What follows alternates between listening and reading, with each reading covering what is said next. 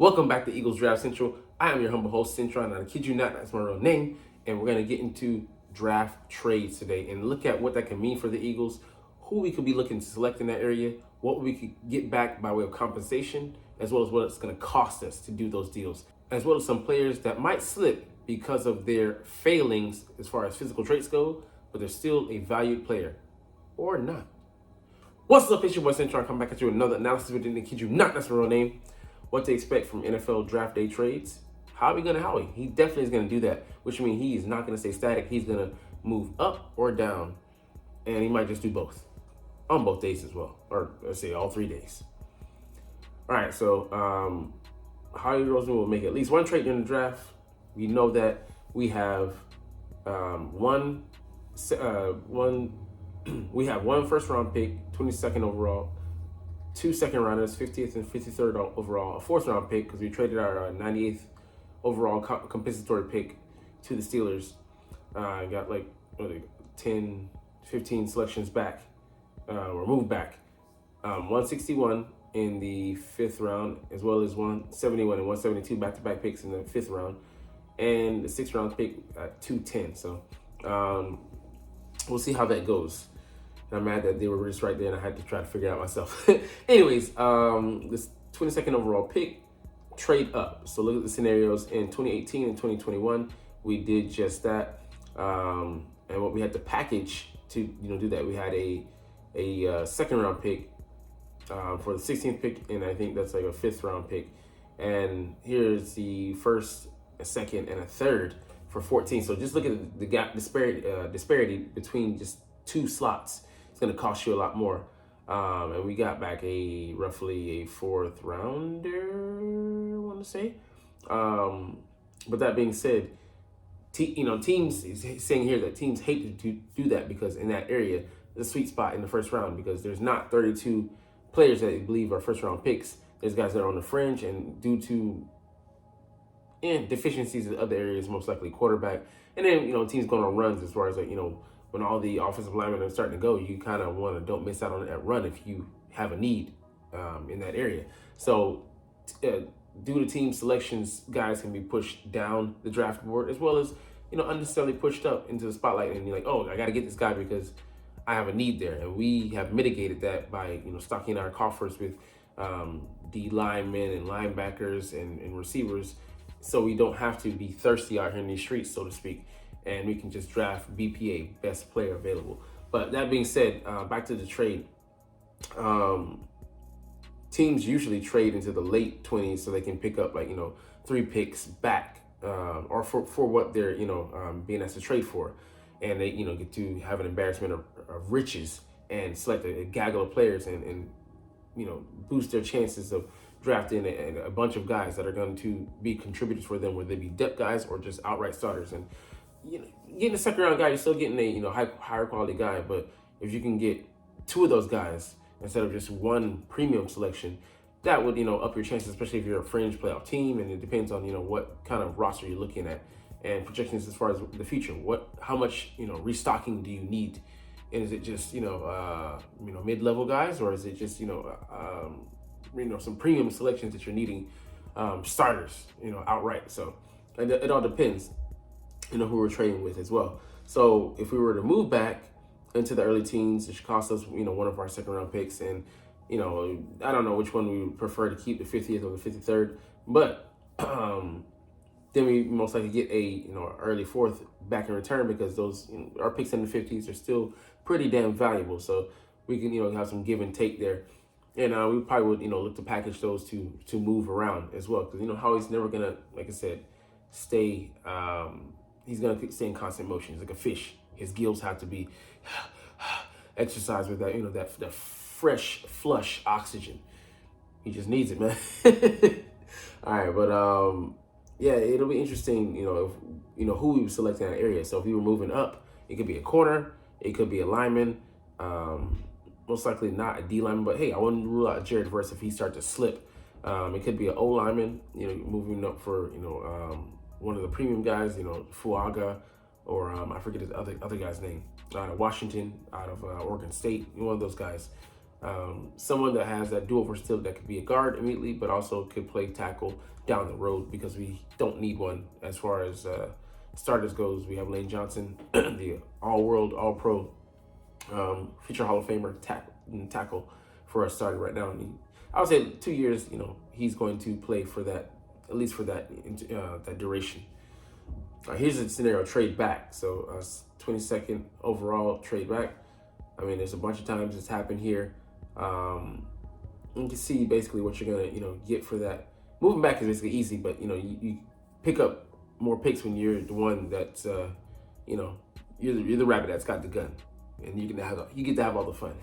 So a late third or early fourth to move back 10 or fewer spots. I mean, that would be money. So let's say we trade back, 22nd, and we trade back to 31, 32. We can still maybe get one of the, the corners might be able to squeeze in a Kool-Aid McKinstry. I don't think so. I think he'd go maybe a couple picks before that, but you still maybe get one of the tackles. Could be, a Tyler Guyton could still be on the board. And even if not, then you can maybe, draft Isaac Seumalo. I hope I didn't butcher that too bad, but it'd be worth it, and you get those valuable picks in the middle. Because even if we don't exercise them, like we did with the 98th overall pick, you could trade them and then move it as draft capital for a player that you want to get in that area that slips. Unbeknownst to everyone, that who knows what'll happen? Who knows who'll be there at those slottings? And that's why these willing and dealings happen, because people fall in love with guys in the draft process, and they want to get this guy. And hey, who am I to tell you not to live your dreams? Go get your man crush, boss. But that would be lovely, to add those picks that we don't have in those areas, because you never know who's gonna be there. Could be a receiver that we really want.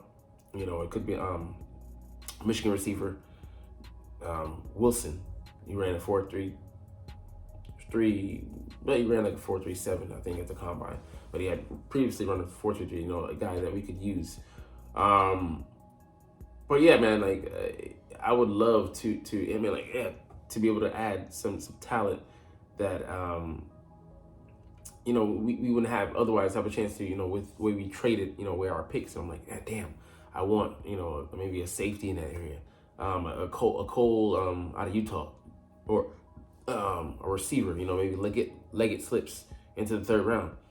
Marshawn Nealon in that area, get him.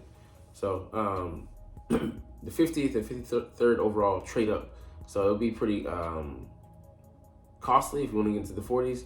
Have to give that fourth round pick, and it's just guys in the area that I want, So maybe a Theo Johnson. So we hold on to that, but I don't see the impetus for us moving. I don't think we're gonna be trying to move up in the 40s unless there's someone just that's there that we really want, or a cluster of guys that have started to slip, and they very well could be, but let's just say we want a Lad McConkey. He's in the 40s and he's available, and we want to move up and get him. Go ahead. Or the linebacker Peyton Wilson has slipped into the second round, and he's still free falling, and we want to just go ahead and save him real quick.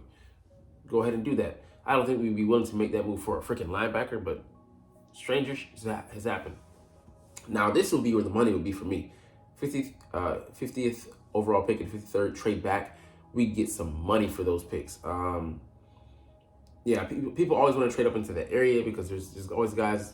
There's a handful of guys that always start doing this, and someone's gonna throw out that safety net and be like, Captain Save-A-Ho, go and get him. So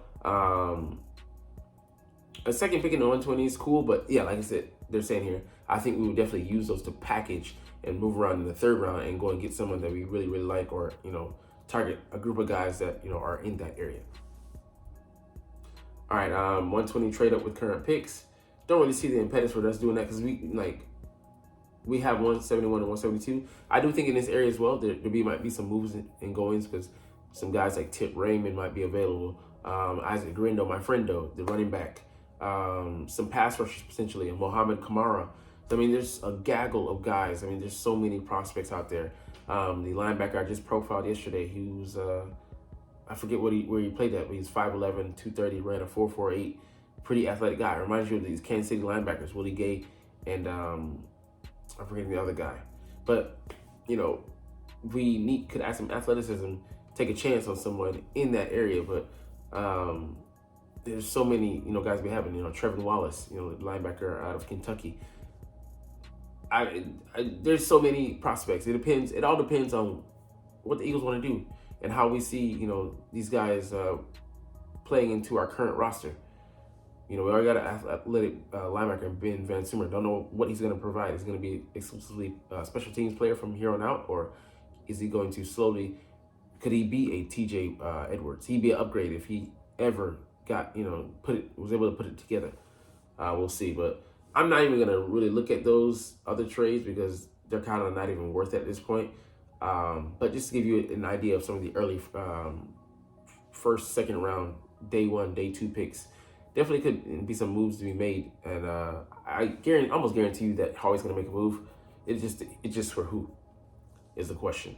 All right, 5 prospects the Eagles could trade up for in the first round of the 2024 NFL draft. So maybe this could be one of those guys that we're talking about. Let's see, J.C. Latham, an athletic tackle who could start out at guard for us, would be great. 6'5", 342. He just moves people. He's strong as and I'd love to have him. Has some good potential, and be back-to-back Alabama guys tackles, and maybe him and Steen could be down the line the bookend guys. But I see Jordan playing well into his 30s with us here, so probably wouldn't happen, but could be a swing situation. Pause. Amarius Mims, another guy. We're gonna get into him later today, not short, but. This guy here, man, 6'7", 340, athletic guy, sure, but I mean, he has only 8 starts, but has a load of potential. That's why he's still being looked at as a first rounder. And they had a lot of talent there at Georgia, so he was fighting to fight for his life to get on that field and fulfill that scholarship. But yeah, he's a guy that just has a boatload of talent, hasn't been able to showcase it, but they believe in it moving forwards, and I definitely do as well. But he'd have all the time in the world to develop. But I don't think we need to trade up to get him. I think he would maybe fall to us at 22 if we just stayed pat, stand pat. But I don't know if he would do that. Byron Murphy, don't see the need for it. Yeah, we want to have guys in rotation, but back-to-back drafts with tackle, nah, bro. I don't see that happening. And yeah, even if he was dominant, there's the law of diminishing returns. At some point, drafting tackles has to stop. And even if you don't believe in Jordan Davis, I would say this move will be made because you exclusively have doubt about him moving forward. A second round pick at best, but not a first rounder again. I mean, even BPA, it's just too much. Dallas Turner, if we fell in love, nah, I just don't see it happening. Now he's starting to slip. Maybe, sure, but I don't see him going past 15. I'm not saying the Colts would draft him, but in that area, he's not getting out of the team, the young teams. Pause. They had to come and scoop him up like a pedophile. All right, anyways, yeah, there's just no way. I'm not saying I wouldn't be happy to have him, but that'd be a dream. And Terry Arnold, I do like him, but I have him as my number 2 corner behind Quinyon Mitchell. I could make a case over the Eagles going up to get him, because he's more, battle tested and proven, playing in the SEC. Even though, I mean, he hasn't fulfilled his potential, and they say he's still, he hasn't played. He's only played 785 snaps, nearly half that Kool-Aid McKinstry played and Quinyon Mitchell. I'd rather go with Kool-Aid over him. I believe in his tape, and Arnold. Yes, he still has great potential. But I still like a little bit more size. Yeah, he's 5'11". He's not 6 foot. That he offers, and he's a bit faster. So while I do believe he could be a solid corner, I don't think he's gonna ever be great. I don't see him develop into a Darius, Darrell Reeves. If he did, hey, man, couple, sure. But I prefer Quinyon, and then Kool-Aid. I don't think he's that far off, and I think he was a star. Instead of, he allowed him to shine by being the number 2 guy. And that's just me. All right, let's get into our last part here. 2024 NFL draft. These guys these are guys who had subpar testing, but their tape shows that, hey, you need to give it a second look and don't doubt your evaluation that you're seeing there on the film. All right, Austin Booker, be honest, I don't like him. I said all that and then I'll become a hypocrite. 6'4", 240. It's more about the measurables. And he's slow, but I mean, it's cool. He like an all-star, I guess, maybe, at the games and such.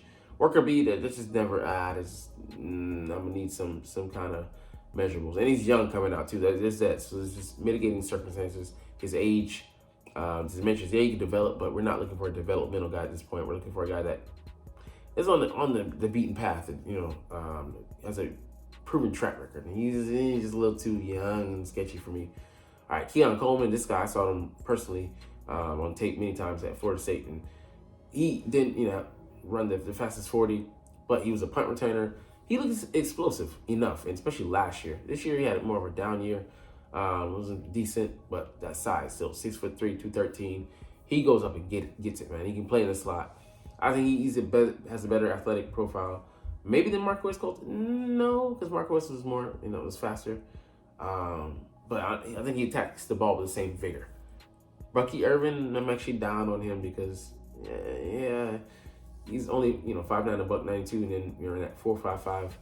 Didn't look, the athleticism just doesn't speak. So I'm like, what is it about him on tape?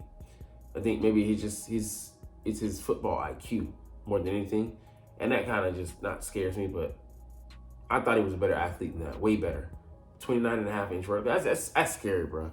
I got to write him off. Like, we don't need a scat back. So, it is what it is. Kamari Lassiter, kind of same thing.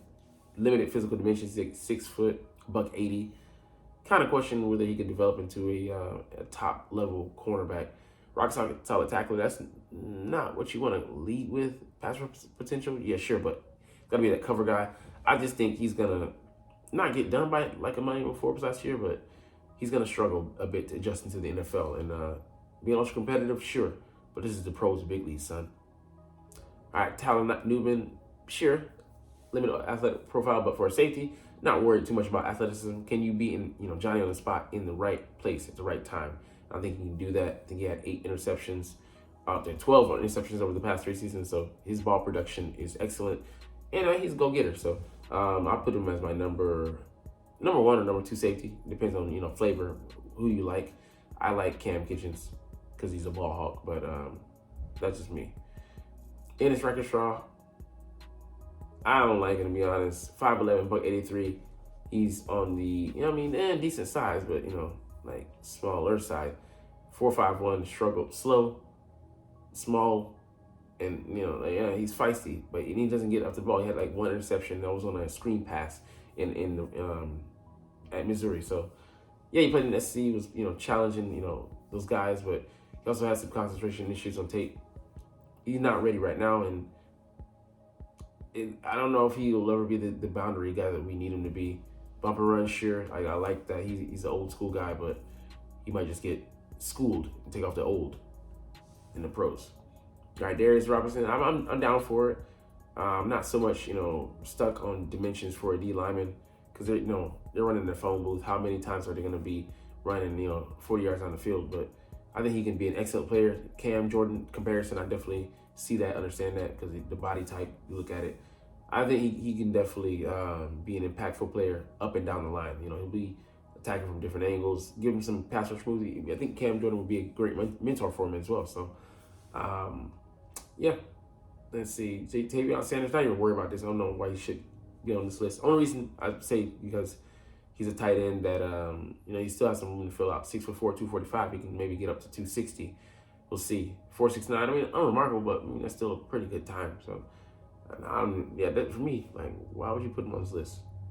And Braylon Trice, 4.72, but he's more proven. A senior guy, coming out. So, put him in a rotation.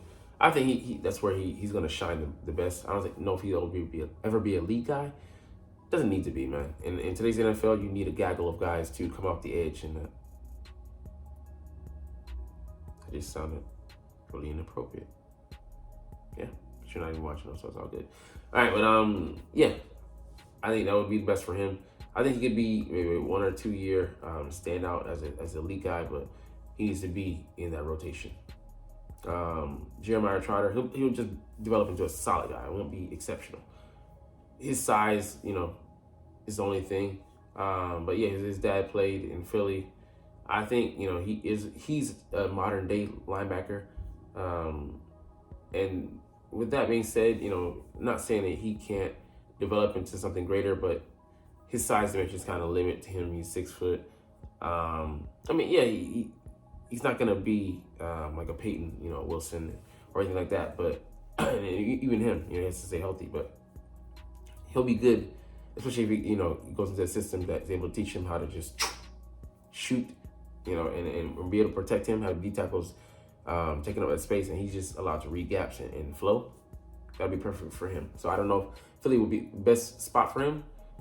It's what we're gonna ask him to do as well in coverage. And I think he can do some things, but I